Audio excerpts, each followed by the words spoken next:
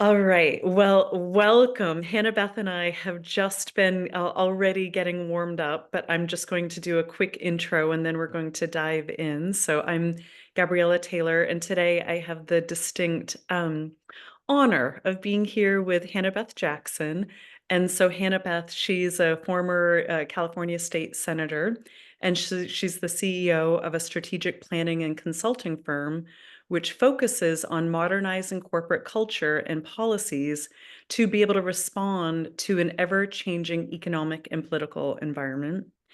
And Hannah-Beth's also my neighbor. We could probably reach through our windows to each other if we had really long arms through the trees. So, Hannah-Beth, I'm so delighted to consider you a friend and also a woman who has really your work has been in service to make me and our following generations lives better for us. So I just want to thank you for your service because I'm standing on your shoulders, and many of us are standing on the shoulders of what you've already done for us and what you're continuing to do. So thank you for being here. Well, I appreciate that. I feel very humbled by that introduction. We all stand on the shoulders of those who came before us.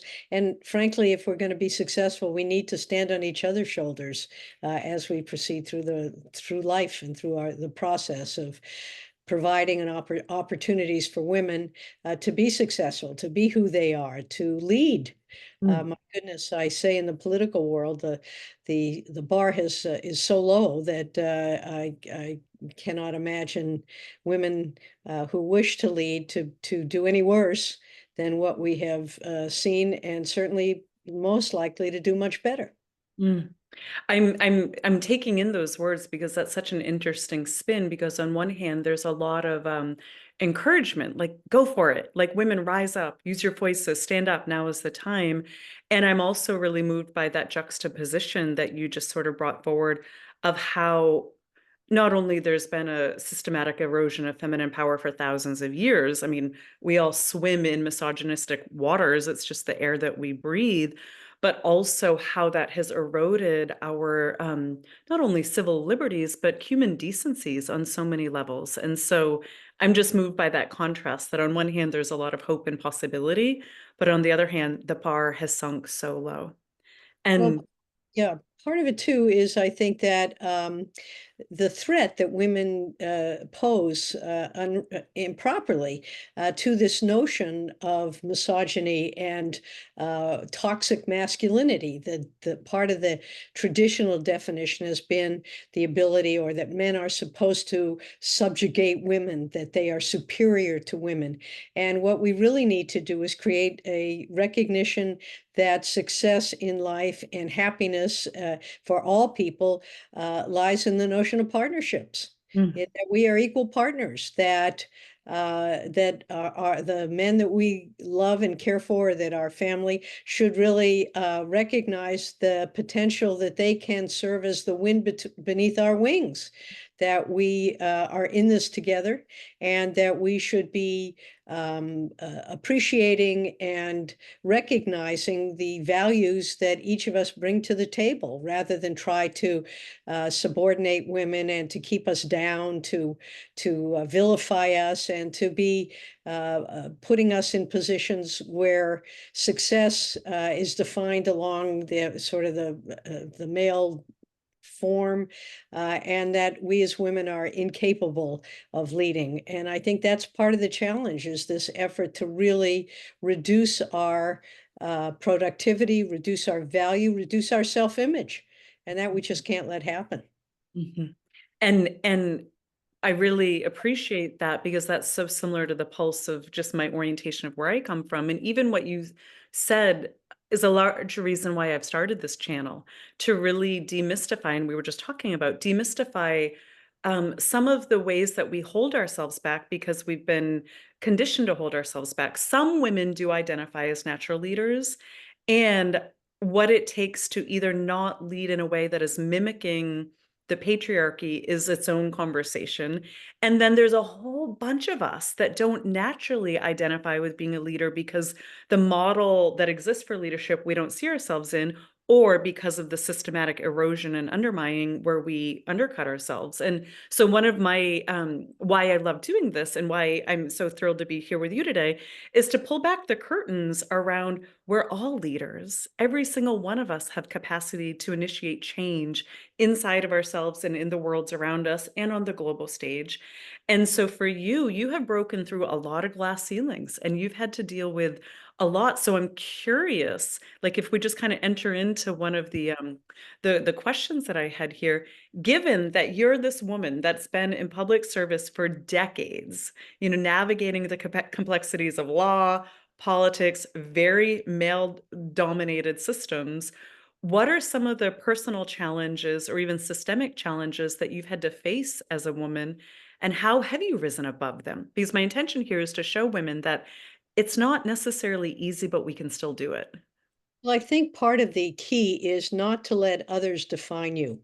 Mm, That there is a built-in bias. There is a patriarchy that basically says to us, "Oh, you're a woman, you cannot do this," or "A woman, you are not allowed to do this," and just simply not to accept that, not to let others define us, not to let others define our values and our goals and our aspirations, and to define them ourselves, and to surround ourselves. I mean, it's very important.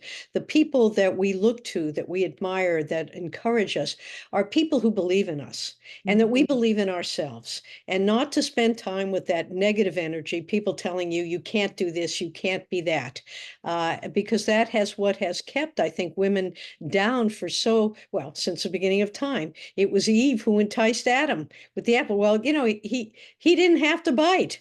Why is it a woman's fault? And of course, that's a story that was created by men. mhm, And I think what we have to do is recognize that in our demand for equality, not request. It's not a request; it's a demand. We be treated equally. We be treated fairly. We be given the opportunities to be successful. We're going to take them. We're not going to ask for them. We're not going to ask permission. And when you ask permission, what frequently happens is you're told you can't do it. We're not going to let you do it, or you're not capable of doing it. And you just have to reject that. And I find that that has always been a little bit of who I am.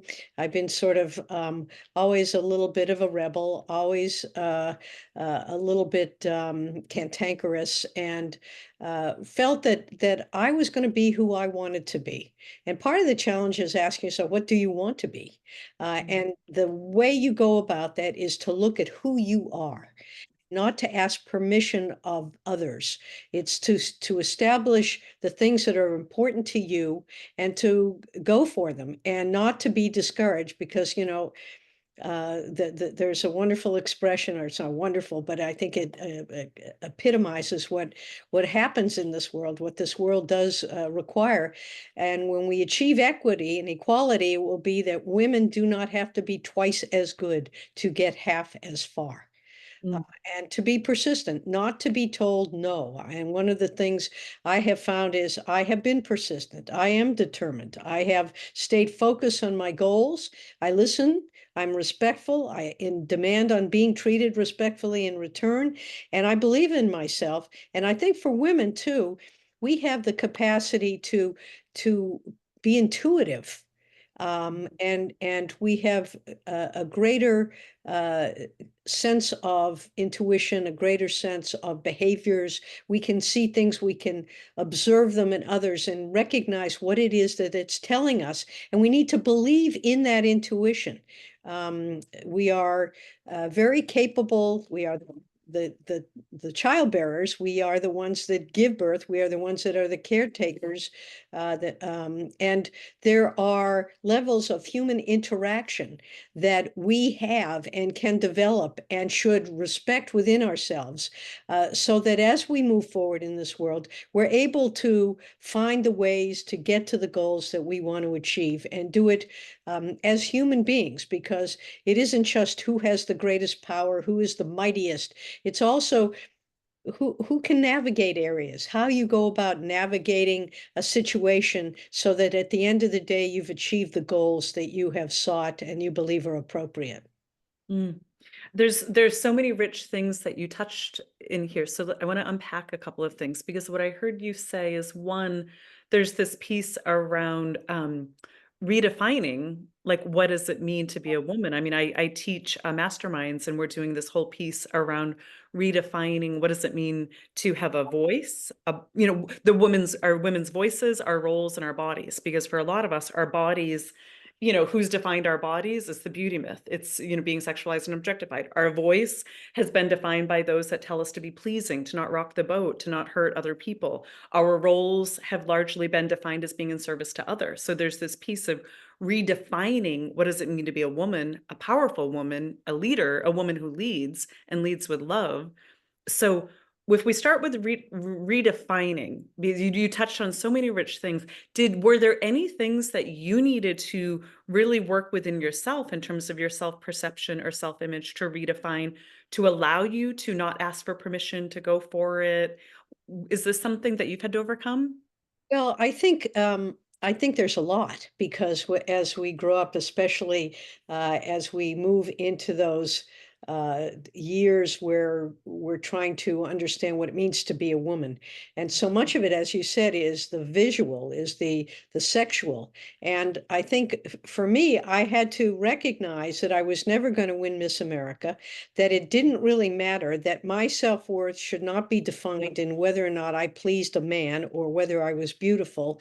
It really had to do with who I was as a human being, what it was that I wanted to accomplish, who I was with respect to the people that I cared about and sought out as friends or loved ones. And I think that that's a very important thing. When we see children as they get into those middle school years and they start becoming women and becoming young men, the definition cannot be based on sexuality, because if that is the case, we will lose every time. And why is that important? Why is it the key? The key should be, as you say, we tend to be the ones who believe in giving back. And I think that's a really important, wholesome human quality that is going to ensure the survival of our species. Because otherwise, if we allow all of this super machismo, warlike, bellicose nature to emerge, we've got nuclear weapons out there. We could blow up this planet in a heartbeat, and that is not where we want to be going. So I think as women, we should appreciate the things that we bring to the table, and we should insist that we be heard, insist that they be valued. And part of the ways we do that is with other women and men who support this notion that, again, life is a partnership, that we are in this together, that we bring to the table different qualities. And that's a generalization, but it's also generally true. And I think that that is important, that we be heard, that we respect each other, that we value each other. And it's the kind of thing, as I grew up, I mean, it isn't something you wake up one day and say, wow, I get it. I mean, it's a process and it has its ups and its downs. But at the end of the day, as I am gray-haired and am pretty much looking back at my life, not forward as to what I want to be when I grow up, I think it really is that we have to encourage women to be who they are and not to try to be something else and not to fit into someone else's definition, because that definition tends to be based upon male values. And has it always been this way for you? Because I hear you about you're looking back, you're reflecting back on the woman that you've become and the trajectory of your life. But starting out midway, have you always had this sort of this vigorous self-belief, or is this something that you've earned over time? I think it's a little of both. So I think my first conscious understanding of what I wanted to be and who I was when I was 7 years old, and I was a great baseball player. I was known as a tomboy. Well, I loved sports. I didn't say, well, I a boy, not a girl. I just happened to love sports. And I went down to try out for our little league in the spring of many years ago. I was 7. And I was really a good baseball player, a good athlete. And I was told that I couldn't even try out because girls weren't allowed to play baseball.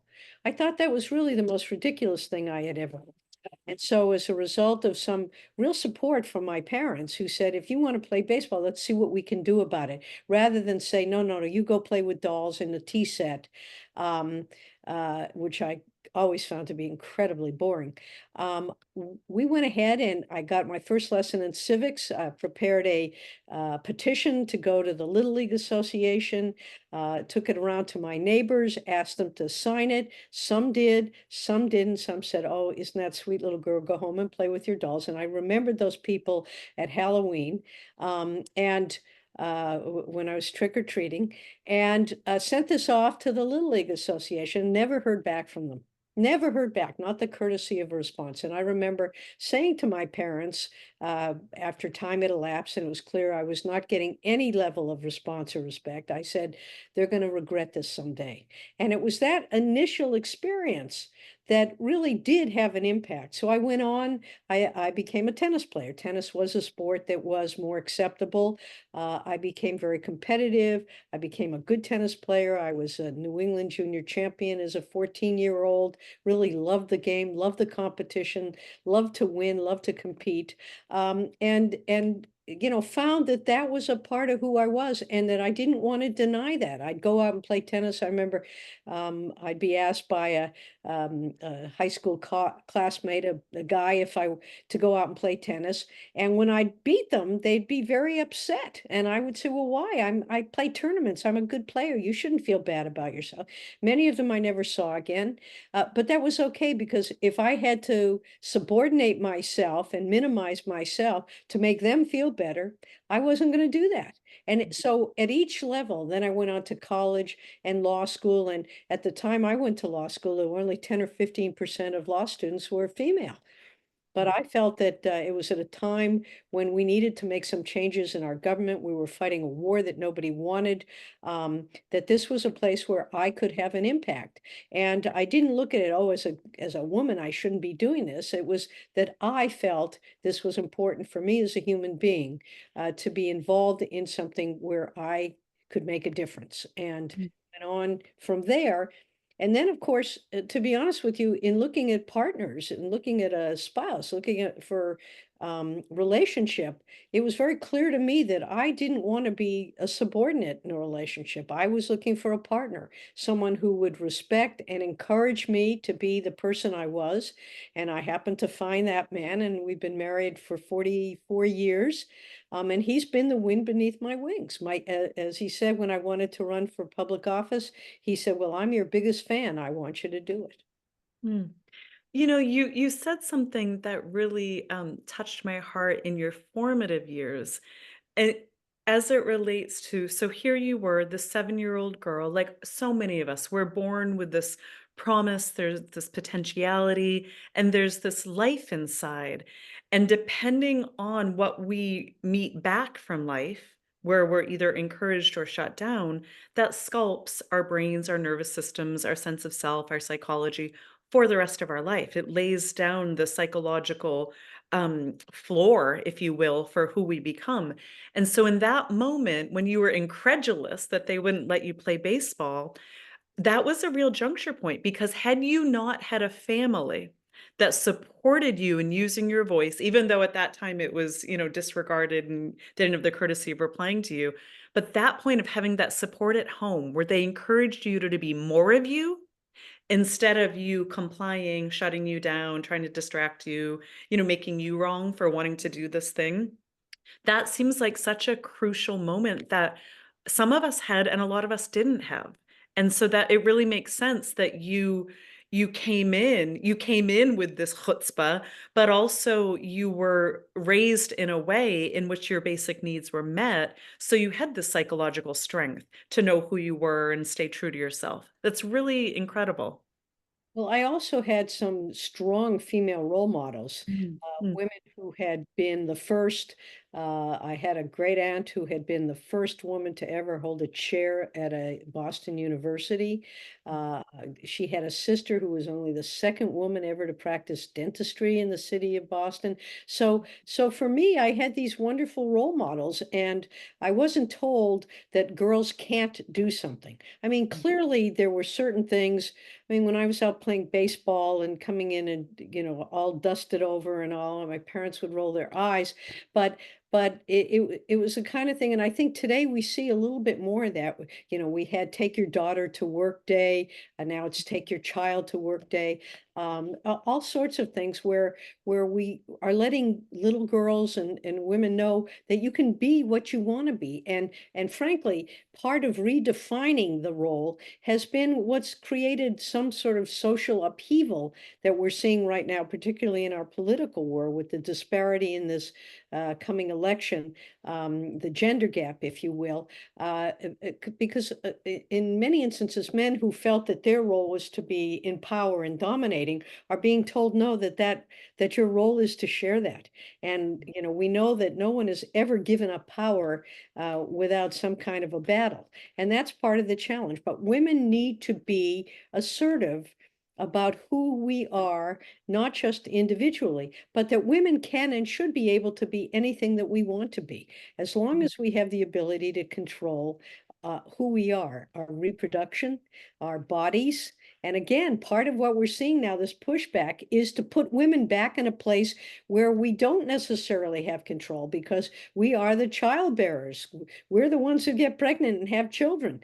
And to take away that choice is what is an attempt to put us back in a place where we do not have the freedom and the right to be whatever it is we want to be.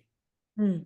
And would you say, because I get the complexity of obstacles that you've had to overcome as it relates to social stigmas, and we've talked about where you've been in meetings where men half your age, half your credibility, half your experience will be mansplaining you, and I'm thinking to myself, oh my God, don't you just want to break something?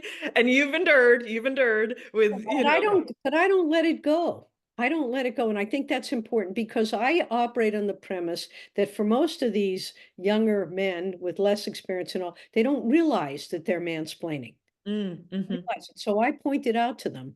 And when a story I like to tell because it's a good example, even sitting in a meeting of my colleagues, senators, and expressing an opinion. And then two speakers later, a guy gets up and says exactly the same thing, and they think that's great. I get up and I say, "What am I, chopped liver?" That I said exactly the same thing. And usually another woman will say, "You're right, Hannah-Beth. Yeah, yes, Joe. Thank you for agreeing with what Hannah-Beth had to say." And for a lot of them, it's a learning experience. Might scare the heck out of them, but it is a learning experience so that the next time they think of doing it, they will stop and think that that was probably an inappropriate way to respond. We can educate them, and I don't think there are some that are malicious, some mean-spirited, some evil, but I like to think that for most of these men, it's just a question of educating, and we have not done a good job educating men to respect and to be joyful about mhm. the women in their lives who are their equals. And to that, we have our part too as women because we're shaped by the same imbalance, like in terms of this masculine dominant imbalance that we, refer to as the patriarchy. Men have been taught what the rules are, in that unconsciously and just through the messages in our culture, messages handed down in families. And we have too. So, just as much, and this is where I think it's important and where I'm very intrigued by what I call the Western feminine psyche, is looking at how we too are inadvertently complicit to the same thing. So, like, just like with what you were saying, educating the men with respect of here's how you demonstrate respect back to me, with women learning how to read our own signals as to are we dismissing ourselves, undermining ourselves, silencing ourselves, or are we hardening up? And because there's some women that are terrifying out there because they've had to harden up and kind of take other women down as a survival response to get by. So I feel with what you just said, it's really important that we each take responsibility for the re-educating of ourselves and how we treat ourselves and each other. And would you say the bulk of your challenges have been more in overcoming outer obstacles, or have there been inner obstacles that you've had to really work with yourself, like cultivating character strengths or inner attitudes or new beliefs in yourself that have allowed you to do and accomplish what you've done and accomplished? Well, I think, it's more the outer, but there are some inner it's really, I think one of the things that I've worked to overcome is sort of a feeling that I can't do something, Mm, mm, that, there is a sense of the negative, mm, uh, and so the way I've worked with that is to just have a very positive, confident feeling about the things that I want to do, that I can do, finding the joy in every day. I'm a cancer survivor. I had breast cancer. Um, Many years ago now, mm, and I realized the only gift of cancer is that you begin to appreciate every day. And so I think um, having that sense of gratitude, I think mm, is very important. And it also helps overcome a lot of those negative influences that exist in our lives. The people who tell you can't do something or you shouldn't do something or you're not beautiful enough and always imposing these external factors. It's important that we not internalize them. That's part of the problem. So, I have a definition of failure, that failure is only when you don't try. mm, And I think that that has been a very important part of my life, is recognizing that you do try, you have to try. That even if you make a mistake or if you don't succeed, that isn't failure. And again, it's a more positive way of looking at. We learn from our mistakes. If you're afraid to, I would tell my daughter, you can't steal second base with your foot on first. And using a basketball analogy, you can't score if you don't shoot. I mean, you've got to be willing to go out there and put yourself out there and recognize that if you don't score, that at least you shot. mm, You shot the ball, and that I think was my big challenge. And I had an epiphanal moment many, many years ago that I will share because I really it made such a difference in how I looked at how the world looked at me, and then how I looked at the world. It was a concert I went to with Lily Tomlin way back when, and I just loved her work. She came to Santa Barbara and had a big concert at the Arlington Theater. Every place was jammed, and there were a lot of openly gay people there. And I hadn't realized that Lily spoke very personally to the gay community. So that alone was an eye-opening experience. But she started off doing, or didn't start, in the middle of her routine, she riffed a stream of consciousness. She said, I have a recurring nightmare. I dream of being a success in a mediocre world. mm, mm, mm, And I realized at that moment that I was going to define my world. I mm, was not going to let others define it for me mm, because, in so many respects, it is a mediocre world. The cream doesn't always rise to the top, but that is life. But for me, I was not going to let that be how I defined the world, how I defined my life, how I defined me.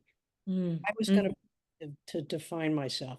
That is such a chilling statement. It says so much, and it's almost touching me in that place of the low bar and where we're going. Like it really speaks to that. And is there something? I mean, you've created so many extraordinary things with your life already, and you're continuing to rock and roll.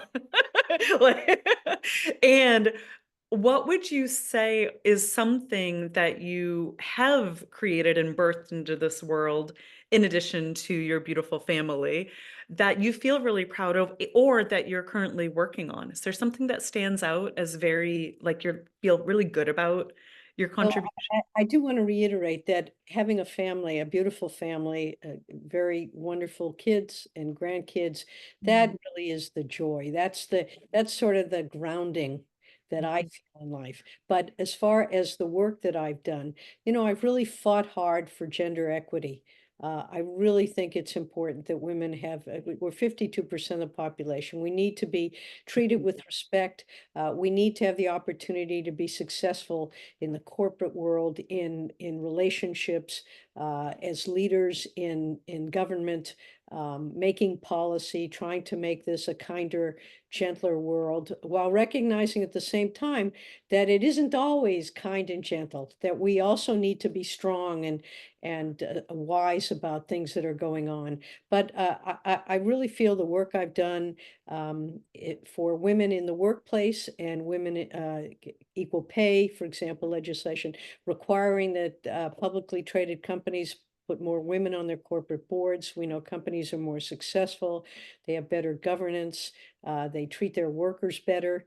Um, and then also in the home, we want to make sure, I want to make sure, and I've worked hard to see to it that women are treated with respect in the home, that we have the opportunity, if we're the caregivers, the child givers, that we have parental leave so that we can care for our loved ones, whether it's our infants, our children, our parents as they age. I guess that's me now. And that we are able to function and do the things that we do and do them well and still be able to do all of it to the extent that's our choice. And that legislation, parental leave, the equal pay bill, women on corporate boards, I did legislation to require that our college and our high school students learn better relationship behaviors.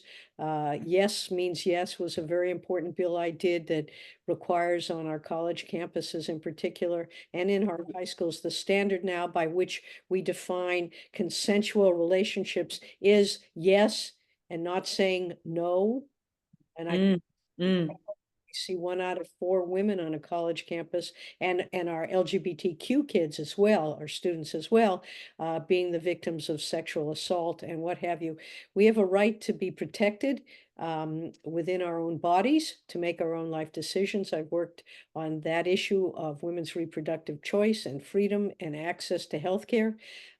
Those are things that have been important to me. And of course, protecting Mother Earth. I mean, we are seeing now dramatic changes in weather. And ironically, in places where they want to ignore, deny that the climate is changing, that the planet is warming or that it's being impacted, and it's basically us that's doing the impacting.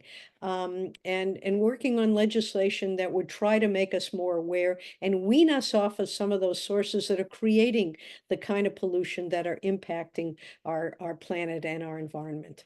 So, it's not just one thing, but trying to work within the community. All politics in a sense is local.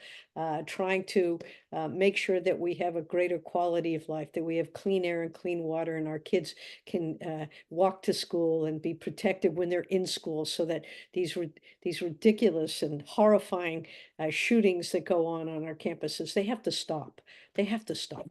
And our children can't continue to grow up in the fear of violence that has become normalized by some who, again, it's this whole notion of this toxic masculinity. So there's, yes, a lot I've done, a lot left to be done. Certainly we've made strides, but not great strides. We have a long way to go. We've got to do more so that every person is treated with basic dignity, regardless of their race, their gender, their sexual identification, their religion. We're all human beings and we need to be treated with respect. And as individuals, we need to insist upon being treated with respect. mm. There's I'm so touched. I continue to be touched by your conviction. Like, you have such a beautiful mind and such a clear conviction, and I just continue to be very moved by your commitment and dedication to the lifting of the feminine and how that lifts all of us. It's not about a reversed chauvinism here. And I'm just very I'm very a couple of the things that stand out to me. One of my mentors, this beautiful woman, Dr. Mary Hulnick, she would talk about the 3 forms of strength: strength of heart, strength of spirit, and strength of backbone. And I really experience you as a strong woman with a strong heart, a strong spirit and a strong backbone. And I am also reflecting on one of our conversations when we went to that art show in the Funk Zone a while back, of how a lot of the things that you speak to in terms of the not waiting for permission, having that a perseverance and tenacity to go for it, the ability to speak yourself into the room, and even if you are being mansplained or talked down to, how to really hold your own in that, not in an aggressive way. And a lot of women, these are things that require a fair amount of emotional regulation, a fair amount of internalized permission that tells us like it's okay for me to speak up, to use my voice, to put myself out there. And also that incredible sense of course I belong here that you have. And what we were talking about, which was very startling to me, or it just really illuminated those of us where our brains and nervous systems have been shaped by some of the more negative misuses of power. I mean, I'm a woman that has been in eating disorder rehabs with tubes up my nose, for eating disorders because of the beauty myth that I was born into. I'm a woman that has experienced pretty significant sexual abuse. I'm a woman that has experienced financial insecurity. And so my life background was very different from yours. And a lot of us women, over 50% of us have been sexually violated. The domestic abuse standards are extraordinary, let alone emotional abuse and neglect. So a lot of us women are walking around um, with these brains and nervous systems and psyches that have been really shaped by these negative experiences that have told us that it's not safe. And then there's women like you that grew up in a beautiful family, and my family was beautiful. There was just a trauma history that was not acknowledged. It sounds like you had a very healthy family that was able to really be there for you in the way that you needed, and it groomed you with a healthy sense of self. My journey has been about discovering a sense of self through putting myself back together again. And do you see, what is it? I'm imagining you've come across other women that were contemporaries or colleagues for you that you could see that they had more challenges emotionally or with their nervous system. They would get intimidated or anxious or maybe not sleep at night because of a big, thing that was happening. How do you support these women just because you are so female oriented in partnership? Did you reach out to these sisters, if you will, and what was that conversation behind the scenes? Of Well, looking. yes, I think it's important. I think it's very important if we're really going to make the progress that we need to make, that we lift each other up. Mhm. And I've always, I recall back as a little girl I knew who had a limp, was always, not always, was frequently taunted by the boys. And I would step in front of her and I would challenge them. Don't you do this. That's not nice. That's not kind. And you're lucky that isn't you. So stop it. Mm. So I always had that propensity, Mhm. and I always hated bullies, and I would stand up to bullies, and I think it's important that we do that, but as together. And so when I would see, and yes, I have seen this. I know a number of women who have worked hard to overcome those traumas and what have you, is to be a friend and to be supportive and to lift them up and to be positive and to say, life has its ups and downs. I do believe that there is a duality. There is good in this world and there is evil in this world. And it is our job to try to overcome that evil because we only have one go at this unless you believe in reincarnation. And the goal is to make it as positive and joyful an experience as you can. So we work to we work to overcome those things. I find that it's to me part of this is that you have to have a good sense of humor Mm. because as I tell people, life doesn't end well, right? It doesn't end well. So in the meantime, we should try to find the joy in it, find the laughter in it, make it funny.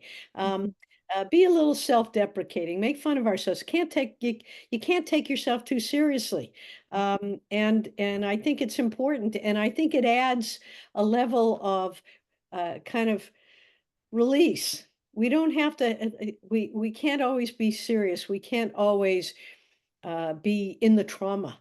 Um, Mhm. we just got to sometimes go beyond it. And it's not easy. I realize that. And I have been very blessed. I mean, I really did have, I had an overbearing Jewish mother who just took very good care of me. And would battle because she'd have one idea of what I should be and I'd have another. And then she recognized that I bet I was entitled to pursue my version of myself. It's never perfect, but I think it's important that life is a process. It's a Mm, process, and then it ends. mm, And that during that process, you really do like you've overcome trauma, but I don't think you can do it alone. And so mm, I think it's important that we have a sisterhood. One of the things that I did in Sacramento that I thought was really, really important is I would, it had started just before me, but I made it very, very sure that every week or every other week on Monday or Tuesday night, I can't remember, I would ask my poor scheduler to call my colleagues, all the women, and invite them to dinner, to an open table at a different restaurant, and just for an opportunity to come and sit and talk. And sometimes there'd be 4 of us, and sometimes there'd be 20 of us. And it was an opportunity for sisterhood to share those experiences when we got mansplained, or how did you deal with this? Or when we discovered that one of my colleagues through in vitro was going to have triplets.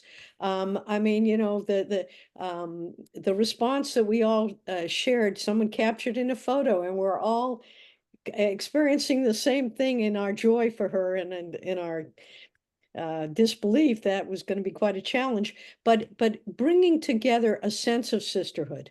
And it isn't always easy because, as you say, some of women's worst challenges are with other women.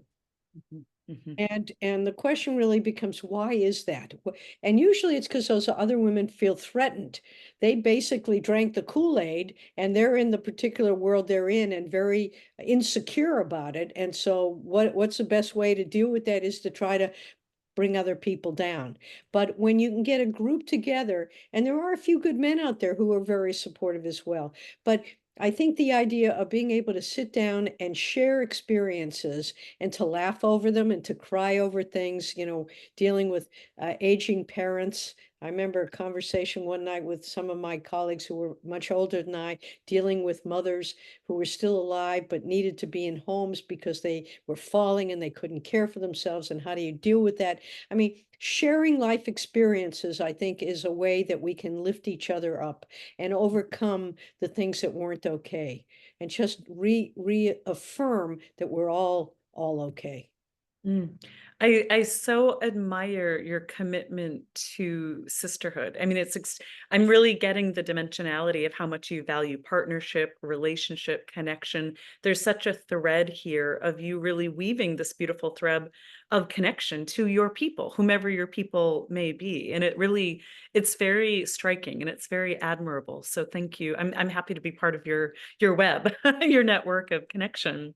Well, again, And I think it's important that we surround ourselves with people who lift us up, yes. or that we can help lift up, and avoid that negative energy as much as possible because again, life is short and there are all sorts of things that happen, and if you don't have a positive attitude, if you don't have positive energy to put into a situation, you might as well just go home and hide under a blanket.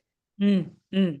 I mean, truly. I sort of think of that if I weren't doing what I do in the world because I'm very deeply called, it's my purpose to really stand on the side of raising the collective consciousness of what it means to be a woman, particularly in the West. I feel that then I would just be depressed and like wouldn't want to leave my house because the contrast is so extraordinary right now.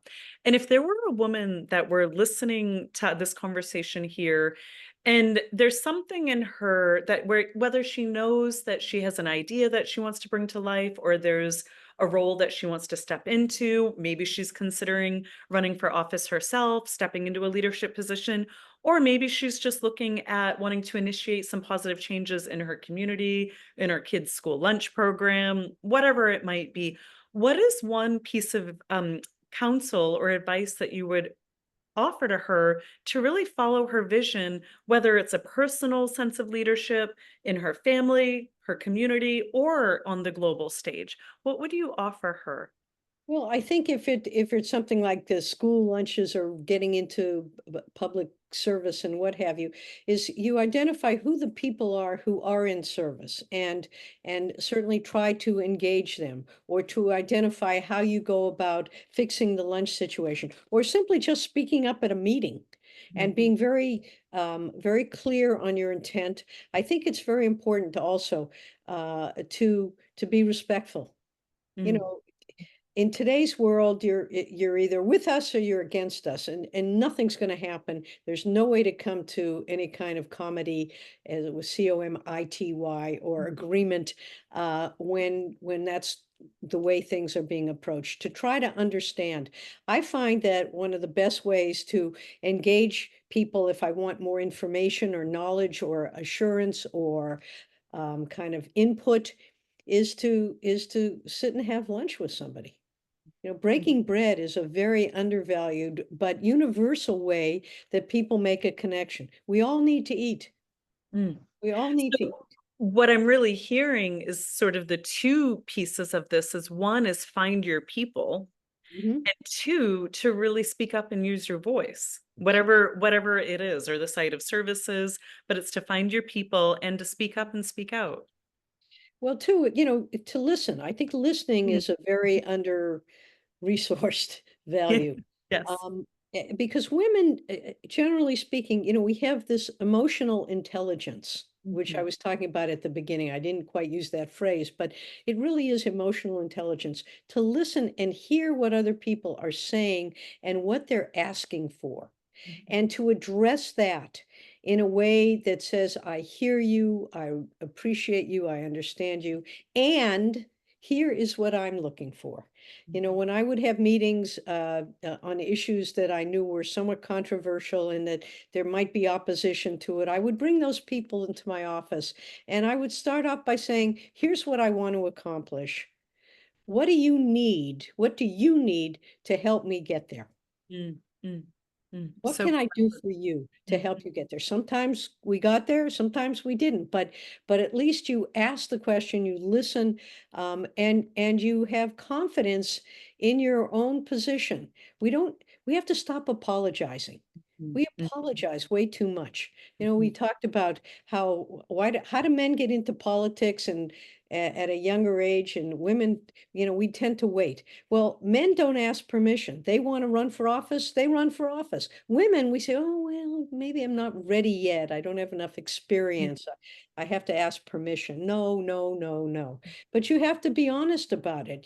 We just don't want to go jumping in. You have to, I think, be smart about it and mhm, strategic and recognize that.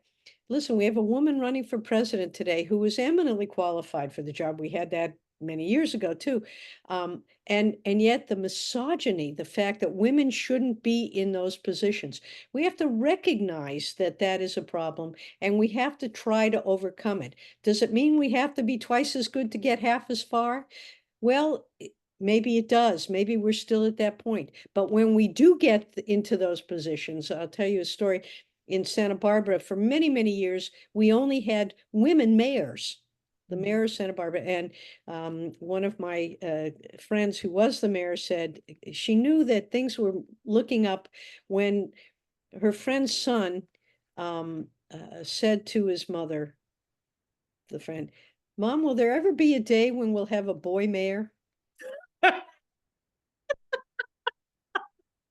And that's the kind of thing that role modeling is really important. Seeing women out there, seeing women as doctors and Mhm, lawyers and presidents and governors and leaders and corporate executives without holding them to a different standard. We do get held to a different standard.